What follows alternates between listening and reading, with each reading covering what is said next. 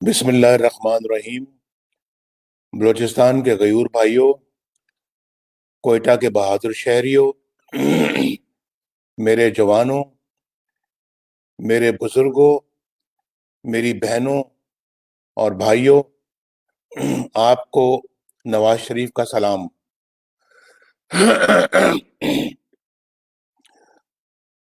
آج یہ اتنا بڑا جلسہ دیکھ کر میرا یقین اور بھی پختہ ہو گیا ہے کہ انشاءاللہ اب ووٹ کی عزت کو کوئی پامال نہیں کر سکے گا۔ پامال کرنا تو دور کی بات ہے، انشاءاللہ اب ووٹ کی عزت کی طرف کوئی میلی آنکھ سے بھی دیکھ نہیں سکے گا۔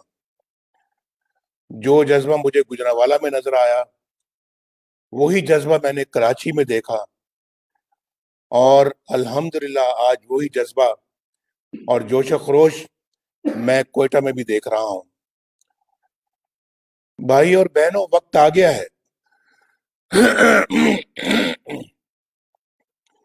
معاف کیجیے، میرا گلا مسلسل خراب ہے کچھ دنوں سے۔ وقت آ گیا ہے بھائی اور بہنوں کہ ہم اپنی تقدیر بدلنے کے لیے اب اٹھ کھڑے ہوں۔ اللہ تعالیٰ بھی انہی کی مدد کرتا ہے جو اپنی مدد آپ کرتے ہیں۔ اللہ کا شکر ہے کہ پاکستان کے ہر گوشے کے عوام اپنی قسمت بدلنے کے لیے ایک ہی قافلے کا حصہ بن گئے ہیں۔ آج مجھے اپنے دوست حاصل خان بزنجو کی بڑی شدت سے یاد آ رہی ہے۔ وہ اپنے والد مرحوم کی طرح جمہوریت کے سچے اور کھرے علم بردار تھے۔ ان کی موت میرا ذاتی نقصان تو ہے ہی، لیکن یہ ملک و قوم کا بھی بڑا نقصان ہے۔ وہ ہر فورم پر جرت اور بہادری کے ساتھ اپنا موقف پیش کرتے اور تمام خطروں سے بے نیاز ہو کر سچی بات کہتے تھے۔ اللہ تعالیٰ انہیں اپنے خاص رحمتوں سے نوازے۔ مجھے کل معلوم ہوا ہے کہ محسن داوڑ اور ندیم اصغر کو کوئٹہ ایئرپورٹ پہ سیکیورٹی کے نام پہ گرفتار کیا گیا ہے اور کسی نامعلوم جگہ پہ منتقل کر دیا گیا ہے۔ ہم سب اس عمل کی سختی سے مذمت کرتے ہیں اور سیکیورٹی کے نام پر اس طرح کے اقدامات ہماری ریاست کو پہلے بھی بدنام کرتے رہے ہیں اور آج بھی کر رہے ہیں۔ بڑے افسوس کی بات ہے اور کہ یہ حکومت کس طرح کے کام انجام دے رہی ہے۔ میرے بھائی اور بہنوں، بلوچستان پر جو گزرتی رہی ہے وہ ایک نہایت افسوسناک کہانی ہے۔ مری، بگٹی، بزنجو اور دیگر قبائل کے ساتھ جو سلوک کیا جاتا رہا، بلکہ جو اب تک ہو رہا ہے، وہ ہم سب کے لیے انتہائی دکھ اور رنج کا باعث ہے۔ غداری کا لیبل ہر اس شخص کے ماتھے پر چسپاں کر دیا گیا جس نے سر اٹھا کر بات کرنے کی کوشش کی، جس نے ظلم و ستم کے خلاف احتجاج کیا، اور جس نے آزاد قوم کا آزاد شہری ہونے کا حوصلہ کیا۔ وہ صرف اس لیے باغی اور غدار قرار پائے کہ انہوں نے اپنے آئینی حقوق کے لیے آواز اٹھائی، اور کچھ قتل ہو گئے، کچھ ہمیشہ کے لیے لاپتہ کر دیے گئے۔ ان کی قبروں تک کا کوئی نام و نشان نہیں ہے۔ گم شدہ افراد کا مسئلہ آج بھی ہے۔ ہمارے ہم وطن آج بھی اٹھائے جا رہے ہیں۔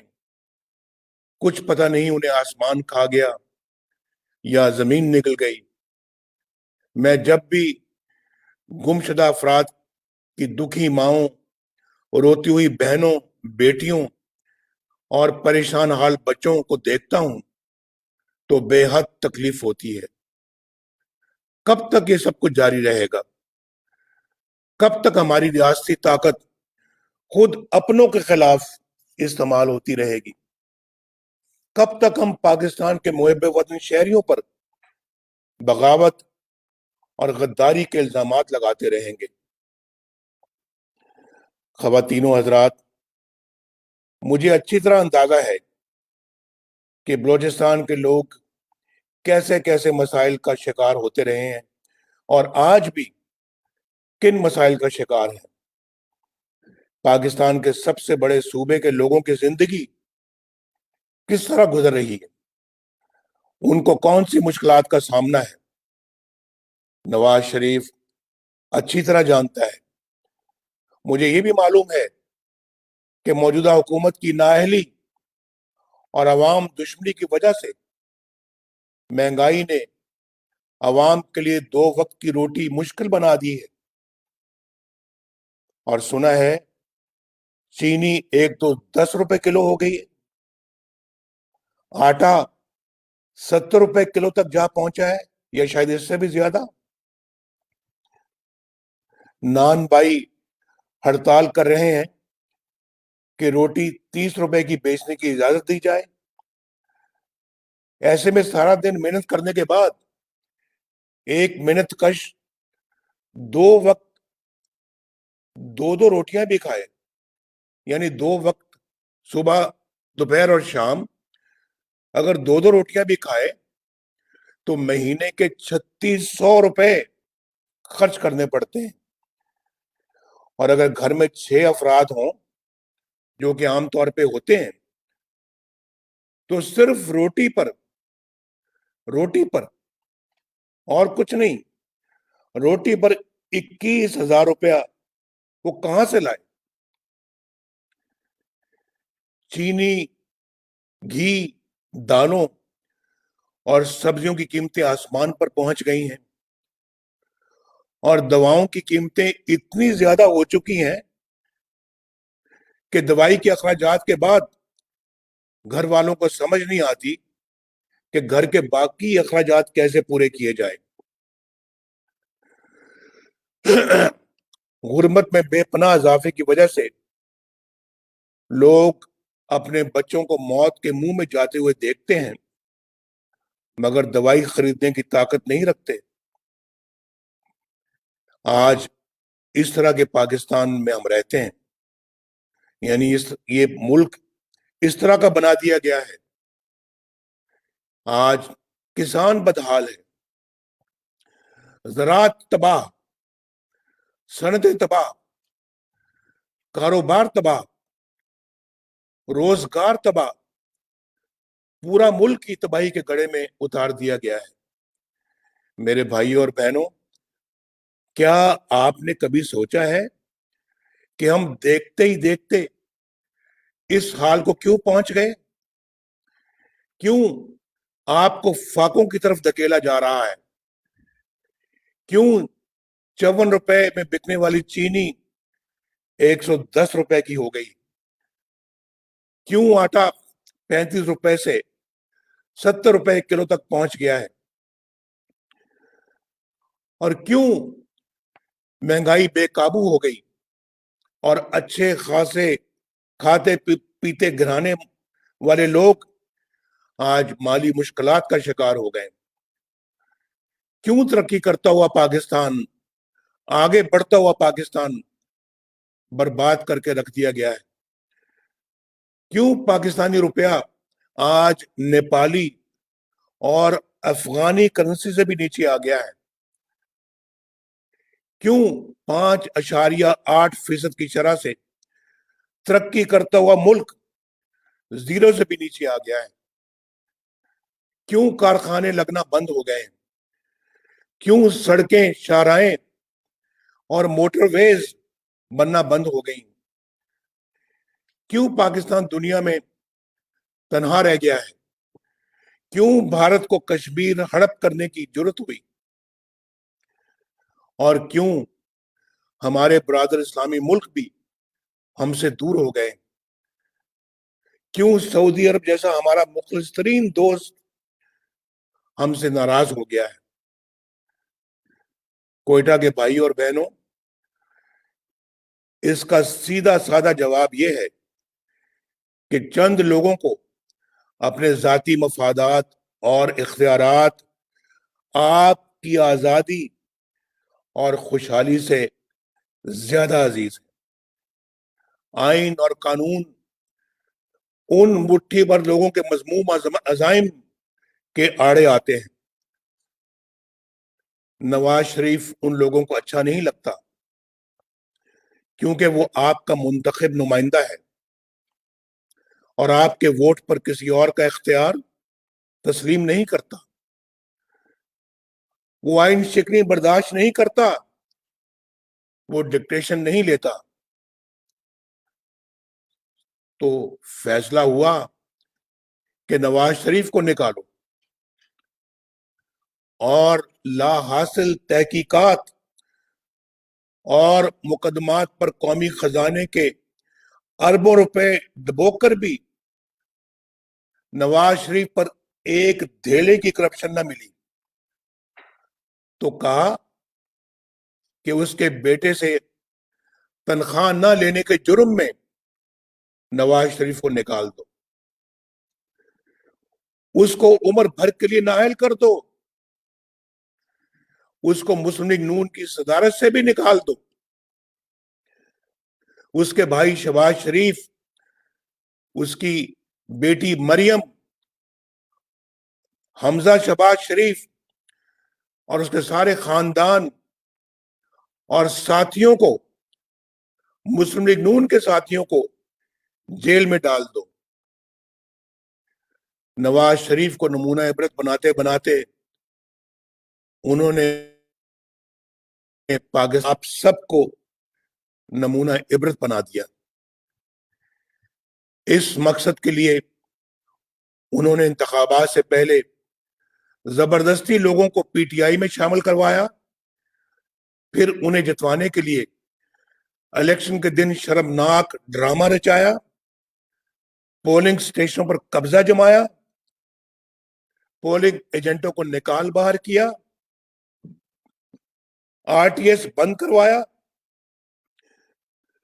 رات کی تاریکی میں اپنی پسند کے نتیجے بنا کر 4 دن تک مرضی کے نتائج جاری کرتے رہے،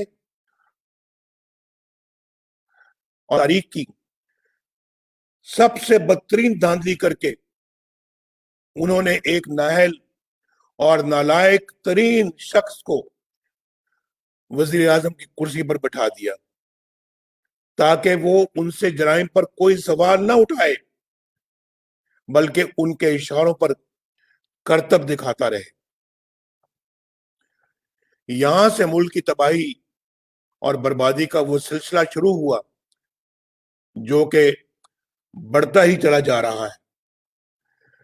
ان چند لوگوں کے ذاتی مفادات کی قیمت آپ کو اور آپ کے بچوں کو ان حالات، اس بھوک اور افلاس سے چکانی پڑ رہی ہے۔ میرے بھائی اور بہنوں، آپ عزت والے لوگ ہیں، غیرت والے لوگ ہیں۔ بلوچ اور پختون اپنی شاندار روایات رکھتا ہے، لیکن آپ نے دیکھا کہ کراچی کے عظیم الشان جلسے سے گھبرا کر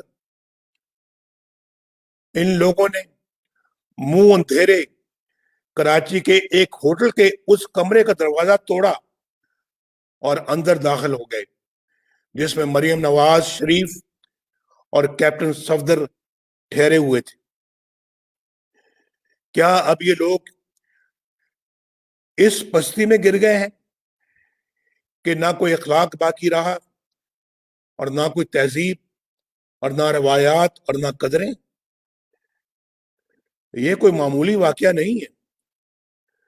مجھے حیرت ہے ان لوگوں پر جو اعلیٰ اخلاقی اقدار کی باتیں کرتے ہیں، ماؤں بہنوں اور بیٹیوں کی عزت کی بات کرتے ہیں، لیکن اب بھی اس حکومت کا حصہ ہے جس نے یہ سیاہ ترین واردات کی ہے۔ کراچی کے اس واقعے نے میری بات کو عملی طور پر ثابت کر دیا ہے کہ یہاں ریاست کے اوپر ایک اور ریاست مسلط ہو چکی ہے۔ اس غیر آئینی غیر قانونی جبر کی ریاست کی اندھی طاقت نے ریاست کو اپنے شکنجے میں جکڑ رکھا ہے. جب تک کہ یہ غیر قانونی شکنجہ رہے گا میرے بھائیوں بہنوں آپ کے حالات بہتر نہیں ہوں گے, نہیں ہو سکتے. سندھ وفاق کی ایک اہم اکائی ہے, ایک خود مختار صوبہ ہے, وہاں ایک منتخب حکومت ہے, ایک منتخب وزیر اعلیٰ ہے, وہاں ایک آئینی اتھارٹی ہے, لیکن اس کارروائی کی خبر کسی کو نہیں کہ رات کو کس نے آئی جی پولیس کو اغوا کیا, کس نے ایڈیشنل آئی جی کو اغوا کیا, پولیس کے سربراہ اور اعلی افسروں کو اٹھا کر لے جانے کی اتھارٹی کس کے پاس تھی, سیکٹر کمانڈر کون ہے, وہ کس کی طاقت سے ایف آئی آر کٹواتا ہے, کس کے حکم پر چادر اور چار دیواری کا تقدس پامال کیا جاتا ہے, کس کے حکم پر بیڈ روم کے دروازے توڑے جاتے ہیں. اگر صوبے کے وزیر اعلیٰ کو بھی اس کی خبر نہیں تو پھر اس سے بڑا حکمران صوبے میں کون ہے جو اس طرح کے حکم دیتا ہے اور منمانی کرتا ہے. میرے دوستو, پی ڈی ایم اسی غیر آئینی حکمرانی کے خلاف اٹھی ہے, ریاست کے اوپر ریاست کی اس بیماری کے خلاف اٹھی ہے جس نے پاکستان کو اندر اور باہر سے کھوکھلا کر کے رکھ دیا ہے. یہ تحریک کسی ادارے کے خلاف نہیں بلکہ پاک فوج کے مقدس ادارے کی طاقت کو اپنے مفادات کے لیے استعمال کرنے والے کرداروں کے خلاف ہے. نیچے سے اوپر تک فوج کے بہادر فرزندوں کو ان کرداروں کے مقاصد کا کچھ پتہ ہی نہیں ہوتا, کچھ علم ہی نہیں ہوتا. وہ تو اپنے ڈسپلن میں بندے رہتے ہیں, وہ تو ملک و قوم کی حفاظت کی لگن میں دن رات ایک کرتے ہیں, لیکن ان سے معصومیت میں انجانے میں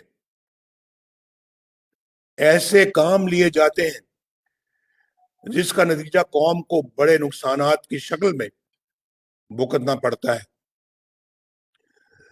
طریقہ واردات یہ ہے کہ چند لوگ اپنے گھناؤنے مقاصد پورے کرنے کے لیے قانون توڑتے ہیں, آئین توڑتے ہیں, ملک اور قوم کو نقصان پہنچاتے ہیں, لیکن خود کو بچانے کے لیے نام فوج کا استعمال کرتے ہیں, جبکہ حقیقت میں فوج کا اس سے دور دور کا واسطہ نہیں ہوتا. اس کے باوجود بدنامی کس کی ہوتی ہے؟ ادارے کی ہوتی ہے. اس لیے میں نام لے کر ایسے کرداروں کو بے نقاب کرتا ہوں تاکہ ان کی سیاہ کاریوں کا دھبا میرے ملک کے اداروں پر نہ لگے, میری فوج کی وردی پر نہ لگے. ہماری تاریخ کے بہت سے المیوں میں چند کردار ہی تھے جو اپنے مقاصد اور ذاتی مفاد کے لیے فوج کی بدنامی کا باعث بنے. کارگل میں ہمارے سینکڑوں جاں بازوں کو شہید کروانے اور دنیا بھر میں پاکستان کو رسوا کرنے کا فیصلہ فوج کا نہیں تھا, چند مفاد پرست جرنیلوں کا تھا. ان لوگوں نے صرف فوج کے داری کو نہیں بلکہ ملک و قوم کو ایک ایسی جگہ جنگ میں جھونک دیا کوئی فائدہ حاصل ہو ہی نہیں سکتا تھا. وہ لمحہ میرے لیے انتہائی تکلیف دہ تھا جب مجھے یہ پتا چلا کہ ہمارے بہادر سپاہی یہ دہائی دیتے رہے کہ ان دور افتادہ چوٹیوں پر خوراک نہیں لیکن اسلحہ تو بھجوائیں. وہ فوجی جنہیں اس جنگ کے پیچھے اصل عزائم کا پتہ ہی نہیں تھا، جنہیں ملک و قوم کی سربلندی کے نام پر محاذ پر بھیجا گیا تھا، جانوں کے نذرانے دیتے رہے، لیکن ملک و قوم کو کیا حاصل ہوا؟ کارگل آپریشن کے پیچھے وہی کردار تھے جنہوں نے اپنے ان گھناؤنے جرائم پر پردہ ڈالنے اور سزاؤں سے بچنے کے لیے 12 اکتوبر 1999 کو بغاوت کی اور مارشل لاء نافذ کیا۔ یہ پرویز مشرف اور اس کے چند ساتھی تھے جنہوں نے فوج کے ادارے کو اپنے مذموم مقاصد کے لیے استعمال کیا، بلکہ بدنام کیا۔ ہاں، میں ان لوگوں کو بری و ذمہ قرار نہیں دوں گا جنہوں نے خلاف قانون آرڈرز کی تعمیل کی، جنہوں نے وزیر اعظم ہاؤس کے جنگلے پلانگے، جنہوں نے منتخب وزیر اعظم کو گرفتار کر کے ایک ناجائز فوجی حکومت کی راہ ہموار کی، غیر قانونی حکم کی تعمیل کر کے وہ بھی اتنے ہی بڑے مجرم ثابت ہوئے جتنا کہ حکم دینے والے۔ میرے بھائیوں اور بہنوں، انہی لوگوں نے محب وطن اکبر بگٹی کو شہید کیا۔ انہی لوگوں کو محترمہ بینظیر بھٹو نے اپنی شہادت سے قبل لکھے گئے خط میں اپنی موت کا ذمہ دار ٹھہرایا۔ انہی لوگوں نے بلوچستان اور سندھ میں ہمارے فضائی اڈے غیروں کے ہاتھوں میں گروی رکھے۔ آپ جانتے ہیں جہاں سے ڈرون اڑتے تھے۔ انہی لوگوں نے 12 مئی کراچی اور لال مسجد اسلام آباد جیسے قتل عام کروائے۔ ہمارے غیرت مند بلوچ بھائیوں اور بہنوں کی محرومیوں کے ذمہ دار بھی یہی لوگ ہیں۔ ان واقعات سے جہاں آپ نے دکھ اور پریشانیاں اٹھائیں، وہاں مٹھی بھر لوگوں نے بے شمار فائدے اٹھائے۔ پرویز مشرف کے ذاتی اکاؤنٹوں میں اربوں روپیہ کیش پڑا ہوا ہے، اس کے ثبوت بھی موجود ہیں، لیکن نیب یا عمران خان کسی میں جرت نہیں کہ کوئی کارروائی عمل میں لائی جا سکے۔ اسی طرح ہماری منتخب حکومت کے خلاف سازشوں کا جال بننے کے لیے دھرنے کروائے، انتخابات میں دھاندلی کروائی اور ایک نااہل شخص کو ملک پر مسلط کرنے کا فیصلہ بھی فوج کے ادارے کا نہیں تھا۔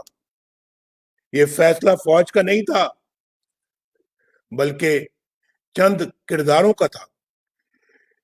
اس لیے تو میں ان کرداروں کا نام لیتا ہوں تاکہ تباہی و بربادی کے الزام کے چھینٹے میری فوج کے جوانوں اور افسروں کی وردی پر نہ پڑے۔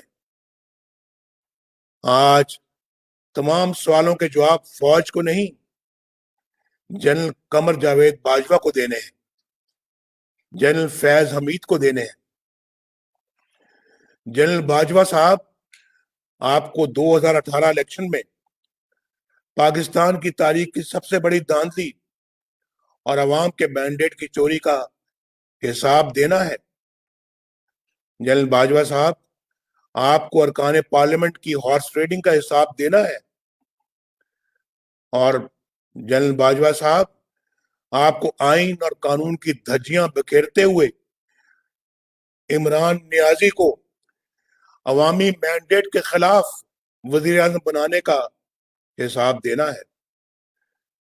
آپ کو اس حکومت کی تمام ناکامیوں کا حساب دینا ہے، اور آپ کو اس قوم کو مہنگائی، غربت اور فاقہ کشی کی طرف دھکیلنے کا بھی حساب دینا ہے۔ جنرل فیض صاحب، آپ کو جواب دینا ہے کہ آپ نے کیوں ایک حاضر سروس جج کے گھر جا کر ان پر آئین اور قانون کے خلاف فیصلہ کرنے کے لیے دباؤ ڈالا۔ کیوں آپ نے انہیں وقت سے پہلے ہی اسلام آباد ہائی کورٹ کا چیف جسٹس بنوا دینے کی پیشکش کی؟ کیوں آپ نے نواز شریف اور اس کی بیٹی مریم نواز کو الیکشن ہو جانے تک جیل میں رکھنے کی درخواست کی؟ وہ کون سی 2 سال کی آپ کی محنت تھی جو نواز شریف کو رہا کرنے کی صورت میں ضائع ہو جانے کا اندیشہ تھا؟ بتائیے، آپ نے کہا تھا کہ ہماری 2 سال کی محنت ضائع ہو جائے گی اگر آپ نے نواز شریف کو اور مریم نواز کو رہا کیا۔ آپ نے تو آئین کی پاسداری کرنے کا حلف اٹھایا تھا، کیوں آپ نے اپنے حلف کی خلاف ورزی کی؟ کیوں ڈیفائی کیا آپ نے اپنے حلف کو؟ آپ نے تو سیاست میں دخل نہ دینے کا حلف اٹھایا تھا، کیوں آپ نے اپنے حلف کی خلاف ورزی کی؟ کیا فیض آباد دھرنا کیس آپ کے خلاف چارج شیٹ نہیں؟ کیا سپریم کورٹ نے آپ کے خلاف کارروائی کا حکم نہیں دیا؟ اس کے باوجود آپ کی نہ صرف بطور لیفٹیننٹ جنرل ترقی ہوئی بلکہ آپ کو ISI کے سربراہ کا عظیم الشان منصب بھی عطا ہوا، جبکہ جسٹس قاضی فائز عیسیٰ کے خلاف ایک ریفرنس دائر ہوا تاکہ وہ آپ کی نظر ثانی کی درخواست سن نہ سکے۔ واہ واہ، کیا کیا آپ نے جنرل فیض! یہ آپ کے حلف توڑنے کی صرف ایک مثال ہے، ایک۔ آپ پچھلے کئی سالوں سے بے دھڑک سیاست میں مداخلت کیے چلے جا رہے ہیں۔ آپ نے اپنے حلف کے ساتھ بے وفائی کی ہے۔ اگر یہی وقت آپ نے پیشہ ورانہ دفاعی امور پر صرف کیا ہوتا تو ہمارے کشمیری بہن بھائی کبھی ان مصائب سے دوچار نہ ہوتے جن سے وہ آج دوچار ہیں۔ عمران خان صاحب، آپ تو سیاست کے میدان میں نابالغ ہو۔ بار بار کہتا ہوں میں کہ ہمارا آپ کے ساتھ مقابلہ ہے ہی نہیں۔ ہمارا مقابلہ آپ کے لانے والوں کے ساتھ ہے، آپ کے ساتھ نہیں ہے۔ ہمارا مقابلہ ریاست چلانے والوں کے ساتھ ہے۔ لیکن یہ مت سوچنا کہ تم بچ جاؤ گے۔ ثاقب نثار کا NRO نہ تمہیں بچا سکے گا اور نہ علیمہ خان کو۔ تم جس کے پیچھے چاہے چھپو، فورن فنڈنگ کیس میں تمہاری بدعنوانی نہ صرف کھل کے رہے گی بلکہ تمہیں جیل بھیجے گی۔ تمہیں چینی، آٹے اور ادویات کی قیمتوں میں اضافے سے عوام کو پہنچنے والے نقصان کے ایک ایک روپے کا حساب دینا ہوگا۔ تمہیں زمان پارک میں کروڑوں روپے کی نئی تعمیر کی لاگت کا حساب دینا ہوگا۔ تمہیں بنی گالا کی منی ٹریل دینی ہوگی۔ دوسروں پر کیچڑ اچھالنا تمہیں احتساب سے نہیں بچا سکے گا عمران خان۔ یہ ٹی وی پر بڑکے مارنا اور دھمکیاں دینا تمہیں نہیں بچا سکے گا۔ تم اور تمہارے ہر کرپٹ ساتھی کو حساب دینا پڑے گا۔ بلوچستان کے بہنوں اور بھائیوں، میں آج 3 پیغامات دینا چاہوں گا۔ پہلا، فوج کے جوانوں اور افسروں کے نام، یہ آپ کا اپنا ملک ہے میرے فوجی بھائیوں، جس کے لیے آپ جان دینے سے بھی دریغ نہیں کرتے۔ آپ نے جہاں اس کی حفاظت کا حلف اٹھایا ہے وہاں اتنا ہی اہم اس کے آئین کی تابعداری کا حلف ہے۔ جہاں آئین شکنی اور قانون شکنی شروع ہو جاتی ہے وہاں ظلم کا دور شروع ہو جاتا ہے۔ جب آپ کسی فرد واحد یا مفاد پرست ٹولے کے لیے آئین توڑنے کے مرتکب ہوتے ہیں، وہاں آپ خود اپنی قوم کو، اپنے ملک اور اپنے لوگوں کو آئین شکنوں کے رحم و کرم پر چھوڑ رہے ہوتے ہیں۔ اپنے حلف کی پاسداری کیجیے، خود کو متنازع ہونے سے بچائیے۔ دوسرا میرا پیغام میرے پاکستان کے سول سروس کے نام ہے۔ زمانہ بدل رہا ہے، کسی کے لیے قانون یا آئین توڑ کر بچ نکلنا مشکل سے مشکل تر ہوتا چلا جا رہا ہے۔ آپ نے دیکھا کہ سندھ پولیس کے افسران نے چند لوگوں کے غیر قانونی رویوں پر احتجاج کر کے نہ صرف ان کے عزائم پورے نہیں ہونے دیے بلکہ اپنے لیے عزت بھی کمائی۔ سندھ کے پولیس افسر صاحبان، میں آپ کو سلوٹ کرتا ہوں۔ آپ کو بلا خوف اپنی ذمہ داریاں قانون کے مطابق ادا کرنی چاہیے۔ میں سب سول سرونٹس کو یہ میں گزارش کر رہا ہوں، اور کسی دباؤ میں آئے بغیر سر انجام دینی چاہیے۔ اور تیسرا پیغام میرا عوام کے نام ہے۔ میرے پاکستان کے بہنوں اور بھائیوں، پاکستانی فوج آپ کی اپنی فوج ہے۔ ان کو عزت دیجیے، انہیں محبت دیجیے، لیکن جب معاملہ آئین کی بالادستی کا ہو،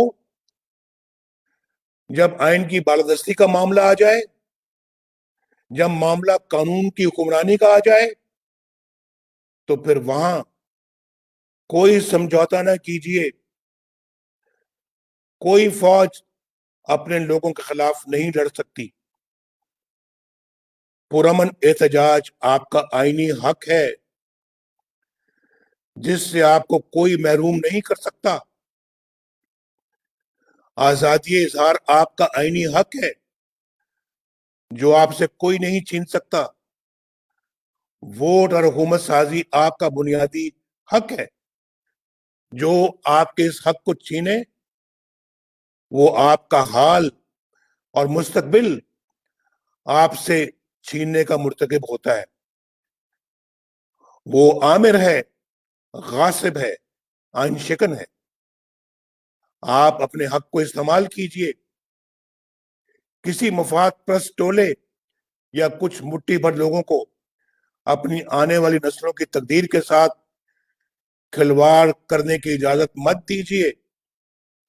اگر آج آپ نے اپنے حقوق کو حاصل کرنے میں کامیابی حاصل کر لی تو انشاءاللہ آپ اپنے حالات سنوار لیں گے۔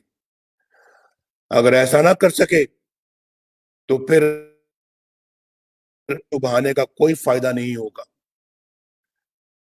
کوئٹہ والوں، عمران خان کی بیساکھیوں پر کھڑی حکومت کو انجام تک پہنچانے کا وقت آ گیا ہے۔ وقت آ گیا ہے کہ ہم ان تمام لوگوں سے جواب طلب کریں جنہوں نے آئین اور قانون کے ساتھ کھلواڑ کر کے آپ کو ان حالات سے دوچار کیا ہے۔ کوئٹہ والوں، سوچ کر بتاؤ، کیونکہ پورا ملک آپ کی آواز سن رہا ہے۔ کیا تم اس جدوجہد میں نواز شریف کا ساتھ دو گے؟ کیا تم اس جدوجہد میں پی ڈی ایم کا ساتھ دو گے؟ کیا اس جدوجہد میں ہم سب کا ساتھ دو گے؟